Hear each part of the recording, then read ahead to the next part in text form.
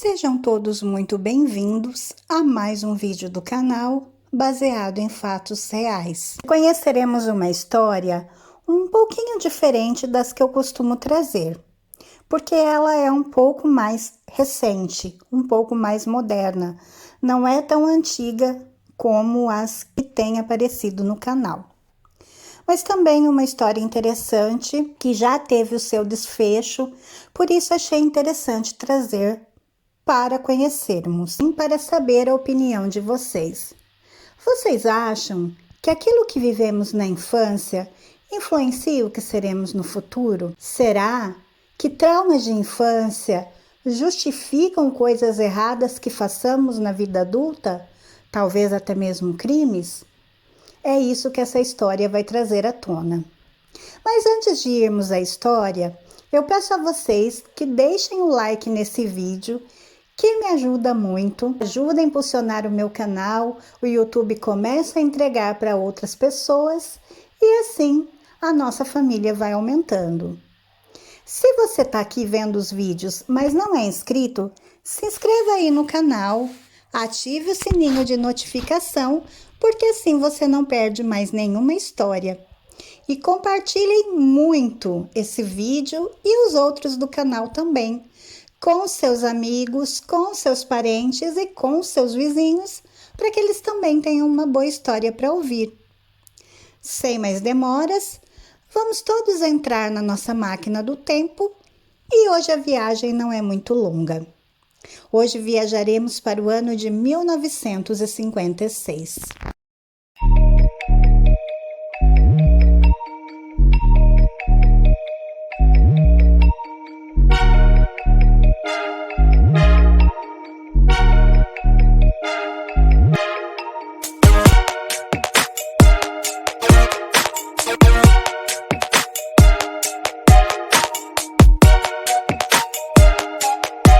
De hoje é uma história mais recente e é uma história também com alguns requintes um pouco mais pesados. Algumas palavras nós vamos ter que tomar um pouco cuidado ao falar, mas eu espero que vocês me entendam.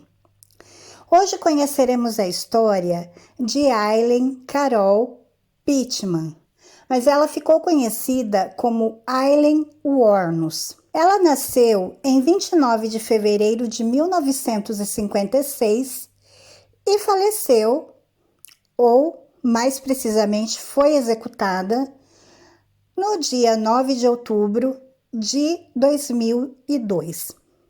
Ela foi uma SK e vocês que me acompanham aqui já sabem o que significa essa sigla, que eu não posso estar falando. E uma mulher que trabalhava vendendo o corpo, assim dizer, nos Estados Unidos. Ela foi condenada por 7 assassinatos entre 1989 e 1990. A Aileen afirmava que ela agiu em legítima defesa, se protegendo quando os clientes tentaram fazer à força algo que ela não queria, se é que vocês entendem. Embora ela falasse isso, constantemente ela mudava os seus relatos dos acontecimentos.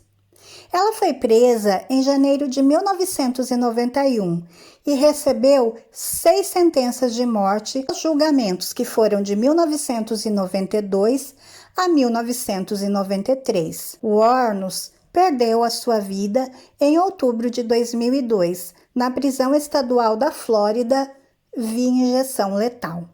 Mas vamos conhecer essa história mais a fundo. Aileen Carol Pittman nasceu em Rochester, no Michigan, em 29 de fevereiro de 1956. Ela era filha de Diane Wuornos e Leo Daly Pittman.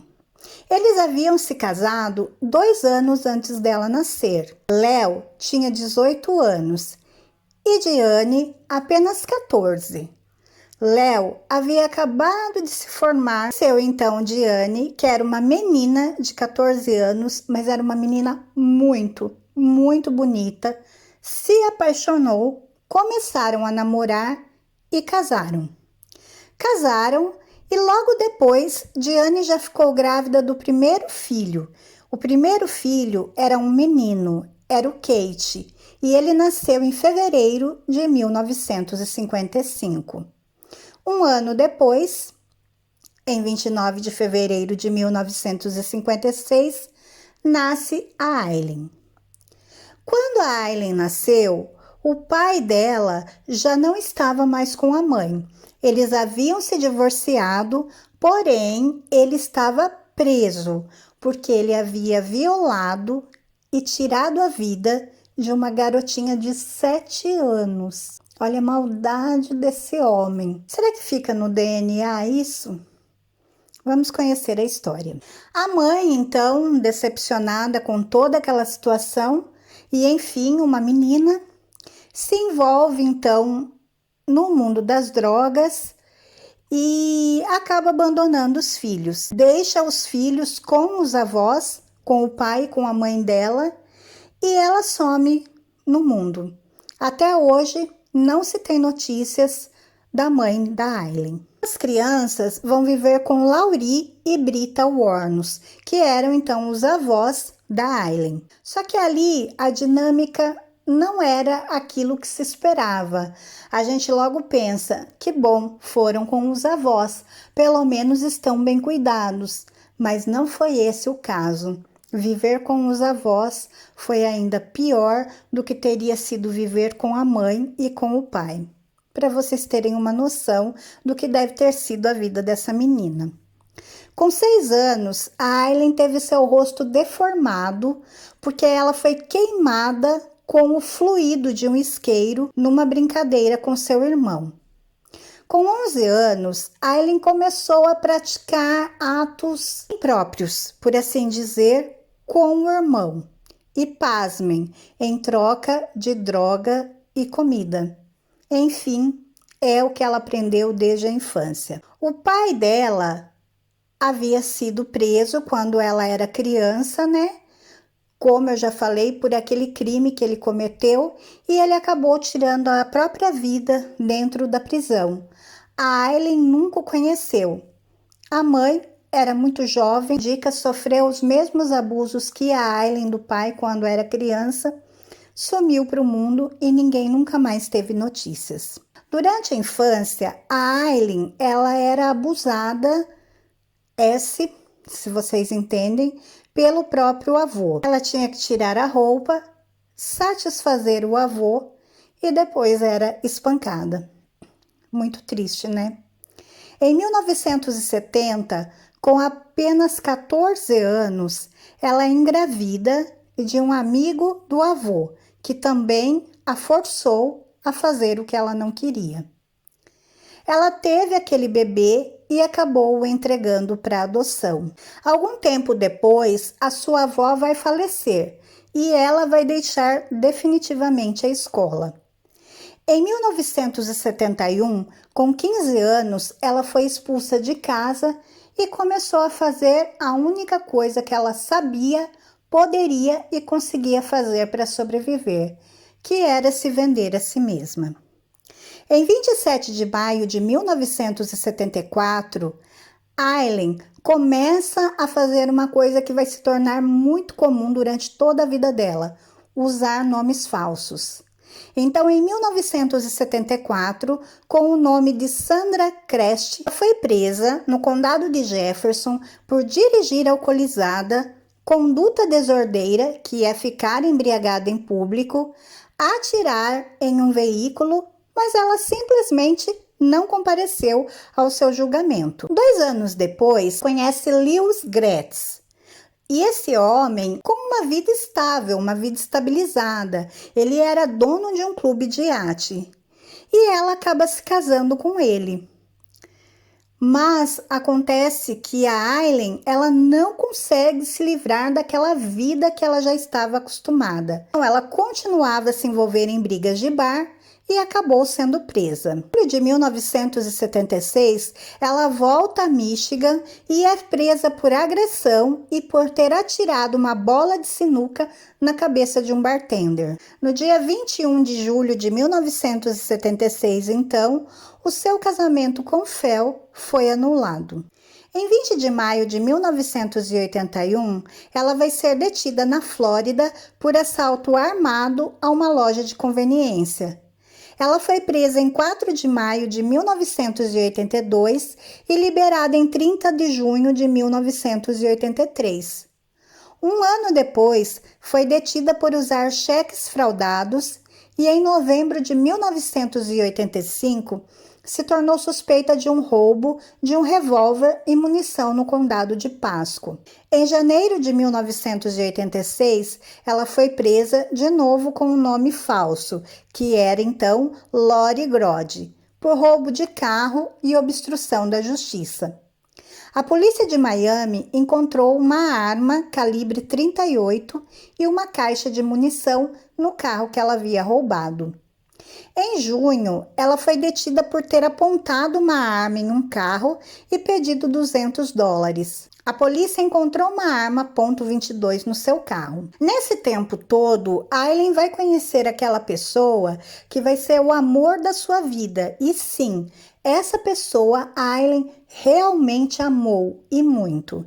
E era Tyria Moore.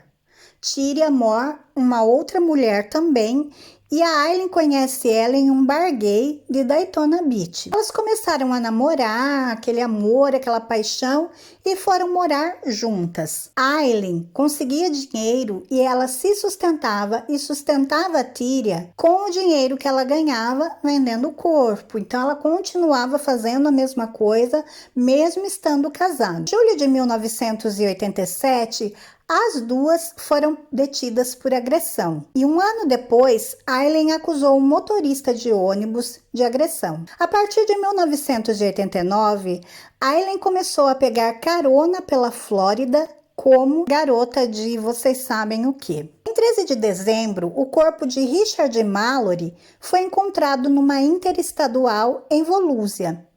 Ele fora baleado 3 vezes e enrolado em um tapete. Em 1º de junho de 1990, a polícia encontrou o corpo de David Spears. No dia 6, o corpo de Charles Carskadon. No dia 7, encontraram o carro de Peter Sims, com os vidros quebrados e sangue nos bancos. Em 4 de agosto, o corpo de Troy Eugene Burress foi encontrado na Floresta Nacional de Ocala. A polícia também encontrou o corpo de Charles Richard em 12 de setembro e o de Walter Gina Antônio em 19 de novembro. Todos os corpos eram de homens com idade de 40 a 65 anos, encontrados na mesma região e baleados com uma arma calibre .22. A polícia então começou a pensar que poderiam estar com um assassino em série à solta, um SK. Reviram o ocorrido em 4 de julho de 1990. Rhonda Bailey relatou ao bombeiro Hubert Welch que viram um acidente de carro na frente de sua casa. 2 mulheres, uma morena e outra loira, ferida no braço. Desceram discutindo. Rhonda oferece ajuda, mas elas negaram e saíram caminhando. Rhonda chamou o socorro. Bert avisou o xerife de Marion, Steve Binegar, que investigou de quem era o carro. Peter Sims, desaparecido desde julho. Binegar divulgou o retrato falado das 2 suspeitas à imprensa e recebeu várias pistas. Um homem disse que 2 mulheres, Tyria Moore e Lee, alugaram um de seus trailers no ano anterior. A dona de um hotel disse que Tyria e Susan Blauovec trabalharam para ela. Uma pessoa não identificada disse que Tyria e Susan eram uma dupla. A polícia de Port Orange traça então um movimento de Lee e Tyria. Eles haviam ficado em um motel em Arbor Wakes, onde Lee se registrou como Cami Green. A polícia checou as licenças de motoristas de Lee, Cami, Susan e Tyria. Depois verificou os recibos em lojas de penhores.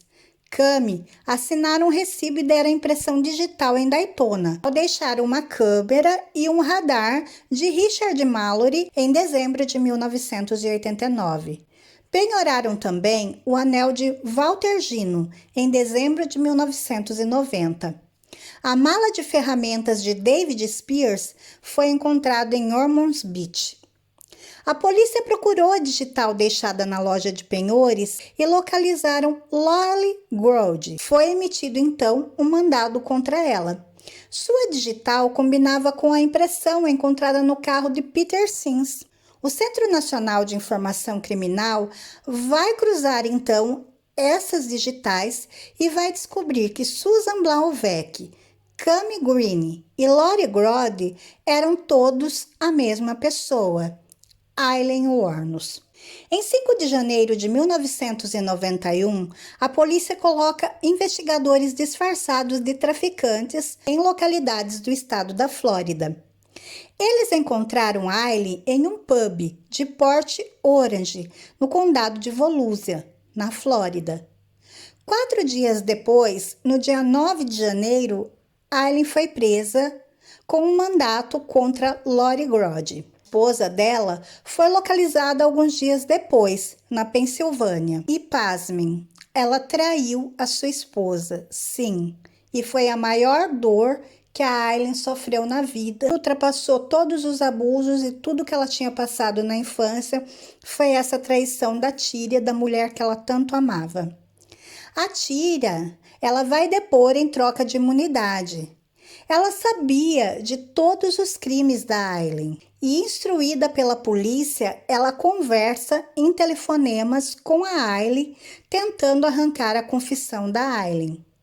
A primeira ligação ocorreu em 14 de janeiro de 1991. Aileen achava que havia sido presa por violação de uso de armas sob o nome de Lori Grode. Depois de alguns dias e telefonemas, Aileen acabou sendo descuidada em suas conversas. Chegou a falar que Tyria poderia falar para a polícia toda a verdade sobre os crimes, para que ela não fosse presa. Ela ainda se preocupou com a esposa. Os policiais descobrem, então, um armazém que foi alugado pela Aileen, onde eles encontram ferramentas de David Spear e Walter Gino, além de uma câmera e do barbeador de Richard Mallory. Confrontada sobre essas provas, Aileen confessou em 16 de janeiro de 1991 e inocentou a Tyria. Ela assumiu toda a culpa, mas, por outro lado, Aileen alegou que ela cometeu esses crimes por legítima defesa e que ela havia sido vocês sabem o que? Por esses homens. Em razão da notoriedade dos crimes e da cobertura da mídia, Aileen começou a ganhar muito destaque nos noticiários. E quanto mais famosa ela se sentia, mais crimes ela confessava. Então, de todas essas coberturas jornalísticas, gente, a obra aqui, vocês não se importem, viu? Espero que não incomodem vocês, mas o pessoal está trabalhando bem aqui na frente de casa. Em razão das coberturas jornalísticas, a Aileen ela se torna centro das atenções. Arlene Pralle, que é uma criadora de cavalos, vai tomar conhecimento da história de Aileen e vai enviar uma carta, escrevendo que seguia as ordens de Jesus para tentar defendê-la. Em 30 de janeiro, Aileen liga para Arlene, que vira sua defensora e grande amiga. Arlene deu várias entrevistas dizendo que Aileen era boa e pura, enfatizando os problemas que Aileen tivera durante a sua infância. E é aí que eu falei para vocês. Ela cometeu crimes horrendos, cometeu. Tirar a vida de um ser humano não cabe a nenhum de nós.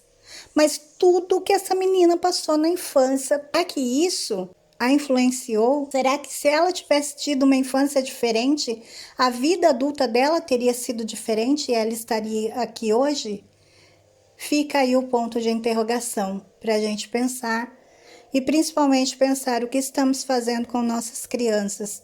Em novembro de 1991, Arlene e seu marido adotaram a Aileen em um programa. Em 14 de janeiro de 1992, Aileen foi a julgamento acusada de matar Richard Mallory. As provas da acusação eram sólidas. Em seu testemunho, Tira diz que Aileen não parecia muito abalada quando lhe contara do assassinato. Então ela, além de testemunhar contra, ainda ajudou a colocar fogo ali na fogueira. Como a Flórida possui uma lei chamada Regra Williams, evidências de outros crimes foram usados para demonstrar o padrão de comportamento de Aileen. Com isso, a afirmativa de Aileen sobre ter cometido os 7 crimes por legítima defesa caiu por terra. Segundo ela, Richard a havia violado e torturado, mas a acusação se mostrou inconsistente. E diante dos vídeos da sua confissão, essa estratégia caiu por terra. A defesa de Aileen declarou que ela era mentalmente doente, sofria de transtorno de personalidade fronteiriça e antissocial e que a sua infância conturbada arruinou qualquer chance de normalidade da vida adulta, mas também não resolveu. Em 27 de janeiro, Aileen foi considerada culpada por assassinato em primeiro grau e condenada à morte na cadeira elétrica. Em março, ela foi condenada a mais 3 sentenças pelos assassinatos de Dick Humphreys, Troy Burress e David Spears. No tribunal, Aileen falou que Richard Mallory a violentou, mas os outros 3 não. Eles haviam apenas tentado. Ela se declarou culpada pelo assassinato de Charles. Em fevereiro de 1993, declarou que havia tirado a vida de Walter Gino Antônio. Não foi condenada pela morte de Peter Sims, porque o seu corpo nunca foi encontrado. Mas ela recebeu 6 penas de morte. A casa de Aileen foi vandalizada. Os arquivos do caso foram roubados. O único advogado que questionou o julgamento recebeu ameaças de morte. E corria um boato que o conselheiro municipal negociara contratos para livros e filmes sobre Aileen. As pessoas começaram então a duvidar da culpa de Aileen e começaram a organizar protestos. Elas pediam um novo julgamento e defendiam Aileen. Então, pede perdão para as famílias das vítimas e diz que está arrependida. Em 2001, Aileen pediu à Suprema Corte da Flórida a demissão do seu advogado e a suspensão dos seus recursos, dizendo que havia tirado a vida de todos aqueles homens e tiraria de novo. Seu pedido foi negado. O governador Jeb Bush pediu que 3 psiquiatras fizessem o teste de competência com Aileen, no qual eles verificariam se ela entendia por quais crimes ela estava sendo julgada e que seria morta, ela perderia a vida. Os 3 psiquiatras a julgaram apta para execução. Mais tarde, Aileen começou a falar que sua comida era cozida em terra e urina e que ouviu os policiais falando que a violariam e queriam que ela tirasse sua vida. E relatou violência e maus tratos. Se isso realmente aconteceu, é verdade ou não, não sabemos. No final da sua apelação, Aileen deu uma entrevista a Nick Bromfield e disse que estavam usando pressão sônica para que ela aparentasse estar louca e agradeceu à sociedade por estragar sua vida e fazer com que uma mulher violada fosse executada.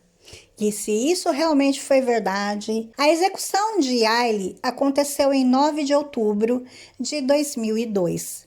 Ela faleceu às 9h47 da manhã, horário local. Aileen recusou o seu direito de ter uma última refeição, que na verdade seria uma refeição de no máximo $20, e optou apenas por um café. Suas últimas palavras foram: "Sim, gostaria apenas de dizer que estou navegando com a rocha e voltarei, como no filme Independence Day, com Jesus." 6 de junho, como no filme, grande nave-mãe e tudo, eu voltarei, eu voltarei. Aileen foi a 10ª mulher a ser executada nos Estados Unidos e a 2ª na Flórida desde 1976, quando a Suprema Corte restaurou a pena de morte. Seu corpo foi cremado e suas cinzas espalhadas debaixo de uma árvore por uma amiga de infância, a Dawn, que gosta muito dela, gostava muito da Aileen, sempre apoiou, sempre tentou estar do lado, estava na cadeia, escrevia cartas, tinha contato com ela e coube a ela, então, dar um fim digno a essa pessoa. Segundo seu desejo, as cinzas foram espalhadas enquanto a música Carnival de Natalie Mercante tocava. Os crimes da Aileen são consistentes com o modelo psicopatológico de mulheres que matam. Ela foi considerada como tendo uma personalidade psicopata. Alguns analistas apontaram que a Aileen tinha sinais de sofrer de transtorno de personalidade, o borderline, e também de transtorno de personalidade antissocial. Muitos dos abusos infantis da Aileen e a sua carreira na vida da noite, de vender o corpo, teriam causado danos irrevogáveis a ela. E pode-se ver que as experiências traumáticas durante a maior parte da sua vida como jovem pode ter um papel no estado psicológico da Aileen, incluindo a partida de sua mãe, bem como sua avó, ignorando o abuso que ela sofria do avô, levando assim à falta de desenvolvimento de um vínculo entre mãe e filha para a Aileen, que era uma menina e isso era muito importante para ela. Aileen também era conhecida por ter problemas comportamentais precoces, tinha um temperamento explosivo, não conseguia fazer amigos e era cada vez mais difícil para ela ter e manter um relacionamento. A sua infância traumática, incluindo o abuso físico e o foram parcialmente ligados ao desenvolvimento do seu transtorno de personalidade. Esse trauma severo também pode interromper o desenvolvimento da mente e resultar em defesas primitivas dissociativas para afastar a intensidade da estimulação emocional Um artigo em uma revista chamada Vice, que coloca a Aileen como heroína coach e ícone feminista, vista como uma figura importante para trabalhadores do sexo, que sobrevivem a muita violência e também muitas feministas, porque a história dela mostra como a vida dessas pessoas está constantemente ameaçada, seja pelo perigo que enfrentam com clientes ou o estigma social. A história de Aileen pode ser vista em um filme para vocês conhecerem melhor. O filme se chama Monster e ele é de 2003. A história de hoje, a história da Aileen, como eu falei, ela cometeu crimes horríveis que não dá para imaginar. Eu acho que sempre existe uma solução que não seja tirar a vida de alguém. A vida é muito sagrada para que uma pessoa tire de outra pessoa. Ninguém tem esse direito. Mas a infância dela também era muito sagrada e foi tirada dela. E aquele avô não tinha o direito de fazer aquilo e ela não podia se defender. E tudo isso em cada pessoa cria um trauma que a gente não consegue descrever. O que ela pode ter sentido e vivido. Ela pagou pelos crimes dela, mas esperamos que quem causou mal a ela e que transformou a Aileen na Aileen que ela se tornou, que também pague pelos crimes que cometeu.